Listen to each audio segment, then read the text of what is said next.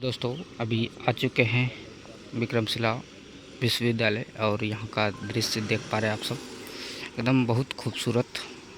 और ये देखिए दोस्तों, ये पुराना सब यादें ताज़ा हो गई है और देख सकते हैं पुराना एकदम पत्थर का ये सब मूर्ति सब बना हुआ है।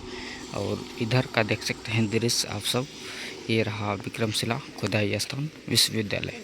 और इधर देख पा रहे हैं यहाँ का दृश्य, एकदम बहुत सारा पब्लिक आता है यहाँ पे घूमने के लिए। और आप सबको ज़रूर अच्छा लगा यहाँ से, यहाँ का नज़ारा। आप सब वीडियो में बने रहिएगा, बस एंड तक आप सबको दिखाएंगे। चलिए दोस्तों, थैंक यू।